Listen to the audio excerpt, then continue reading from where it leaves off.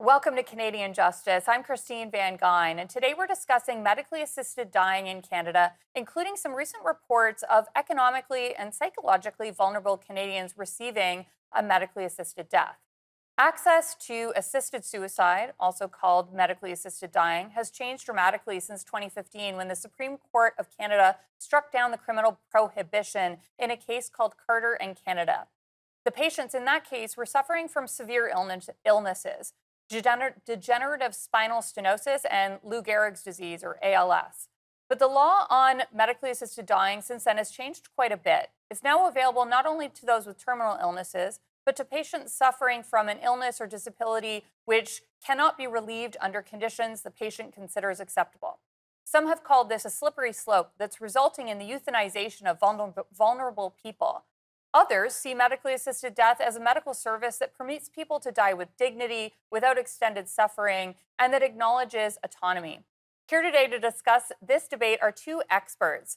Uen Yi Zhu is a Canadian Senior Research Fellow and lecturer at Oxford, and Dr. Sonu Gainde is the Chief of Psychiatry at Humber River Hospital and a professor at the University of Toronto.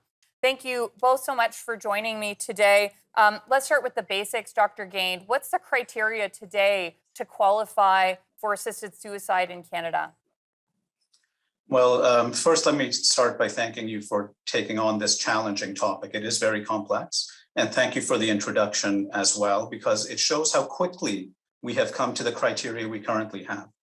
I should also say at the beginning that I am not what's called a conscientious objector. I actually am physician chair of my hospital MAID team, but I've become very concerned about the precipitous expansion that we've had. So what has now happened, you mentioned the law came in place in 2016. And at that time, you needed to have a grievous and irremediable, meaning a condition we can predict will not get better, medical condition. And that was defined in various ways, but one of the safeguards at that time included that your death needed to be foreseeable, reasonably foreseeable. That safeguard was challenged and overturned by a single judge in a Quebec court. It was not then taken to the Supreme Court by the federal government. And that's the basis of our new law, with removal of that safeguard. So what that means is that as of 2021, as of last year, you could get MAID even when death was not reasonably foreseeable. In other words, if you were disabled and not dying. And that's opened up two tracks.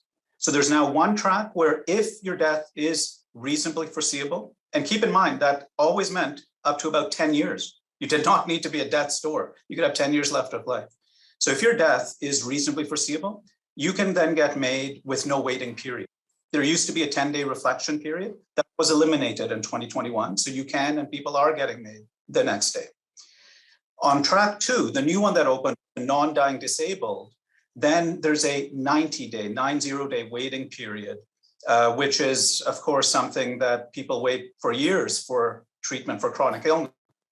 But anyways, those are the two tracks that are now there.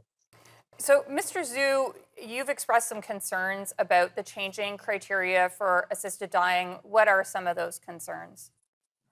Well, thank you, Christine, for addressing our important topic, and thank you to Sonu for being here as well.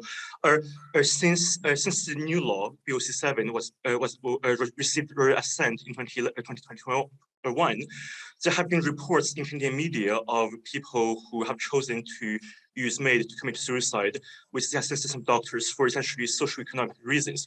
Or to put it a bit more bluntly, people in Canada today are choosing to die at the hands of doctors because they're too poor to live with a level of dignity with what the governments are providing them in terms of financial support.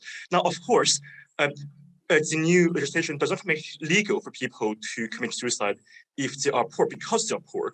However, if you qualify for MAID under this new law, and as Dr. Gainde has mentioned, the new criteria is very, very broad. But if you qualify, and if you are unable to sustain a level of dignity in your life that you consider to be acceptable for financial reasons, you can choose to die.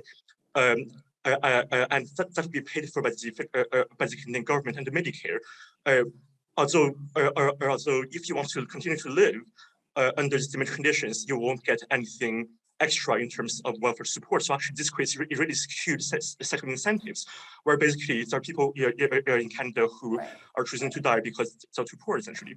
I want to get to some of those stories because there's some pretty shocking stories that I've heard, reports of people getting assisted dying for economic reasons. We've got to go to break, though, so we'll be right back.